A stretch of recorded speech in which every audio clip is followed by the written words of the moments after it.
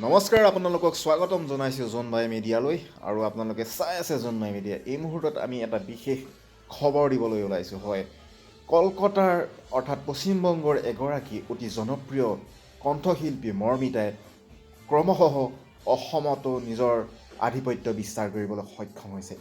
ইতিমধ্যে তেওঁ অসমৰ ইমূৰৰ পৰা সিমূৰলৈ শ শ মঞ্চত গীত পৰিৱেশন কৰি নিজৰ স্বকীয় শৈলীৰে নিজৰ প্ৰতিভাৰ জৰিয়তে গীত পৰিৱেশন কৰি অসমত অতিকৈ জনপ্ৰিয় হোৱা পৰিলক্ষিত হৈছে।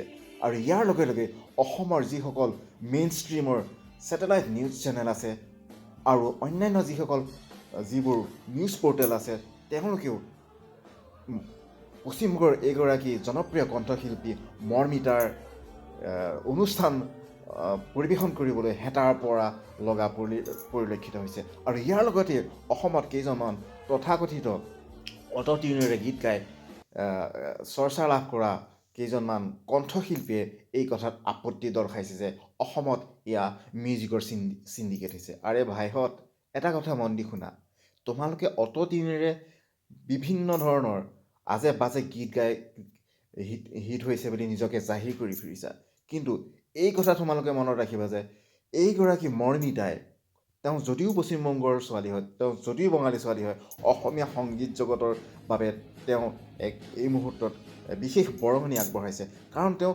গীত পৰিৱেশন কৰিছে অসমৰ বাহিৰতো তেওঁ অসমীয়া গীত পৰিৱেশন কৰিছে। তেওঁ গীত পৰিৱেশন কৰিছে অংগৰাগ পাপন মহন্তৰ, তেওঁ গীত পৰিৱেশন কৰিছে জয়ন্ত হাজৰিকাদেৱৰ, তেওঁ গীত পৰিৱেশন কৰিছে জুবিন গাৰ্গৰ, বিভিন্ন গীত পৰিৱেশন কৰিছে। আনকি ভূপেন হাজৰিকাৰ মহামান্য শিল্পী, স্বনামধন্য শিল্পী শ্ৰদ্ধাৰ ভূপেন হাজৰিকাদেৱৰ গীতো তেওঁ ইতিমধ্যে গোৱা পৰিলক্ষিত হৈছে। গতিকে আমাৰ এই অট'টিউনত গীত গোৱা যিসকলে মৰ্মিতাই অসমত গীত গোৱাৰ বাবে বেয়া পাইছে বা তেওঁক গালি পাৰিছে, এইসকলক এজন ডক্টৰ ভূপেন হাজৰিকাৰ দেৱৰ গীত গাব পাৰিবনে ডক্টৰ জয়ন্ত হাজৰিকাদেৱৰ গীত? তেওঁলোকে আনকি ভূপেন হাজৰিকাৰ সৰু সুৰা গীতবোৰো গাব নোৱাৰে, কাৰণ তেওঁলোকৰ সেই প্ৰতিভা নাই। জুবিন গাৰ্গৰ গীত এটাও তেওঁলোকে ভালকৈ গাব নোৱাৰে, পাপনৰতো দূৰৰে কথা। গতিকে তেওঁলোকে এই ক্ষেত্ৰত এনেকৈ এগৰাকী শিল্পীক অপমান কৰিবলৈ তেওঁলোকে সাহস কৰিব নালাগে। কাৰণ সংগীতকাৰৰ কোনো ঘৰ নাই, তেওঁলোক পৃথিৱীৰ বিভিন্ন প্ৰান্তত যাব পাৰে, বিভিন্ন প্ৰান্তত তেওঁলোকে গীত পৰিৱেশন কৰিব পাৰে। গতিকে আপোনালোকে মৰ্মিতাক ছাপোৰ্ট কৰক আৰু অসমীয়া শিল্পীসকলকো ছাপোৰ্ট কৰক। এইটো নাভাবিব যে আমি অসমীয়া শিল্পীৰ এগেইনষ্টত গৈছোঁ, কিন্তু কেইজনমান শিল্পীয়ে এই কথাত আপত্তি দৰ্শাইছে। কাৰণ আমি এইটো বিচাৰোঁ যে মৰ্মিতা যেনেকৈ অসমত হিট হৈছে, আমাৰ যিকোনো শিল্পীয়ে কলকাতাত হিট হওক, বোম্বেত হিট হওক, পৃথিৱীতে হিট হওক, আমি বিচাৰোঁ সেইটো। কাৰণ সংগীতৰ কোনো ঘৰ নাই, সংগীতকাৰৰ কোনো ঘৰ নাই, গায়ক কণ্ঠশিল্পীৰ কোনো ঘৰ নাই, শিল্পীৰ কোনো ঘৰ নাই।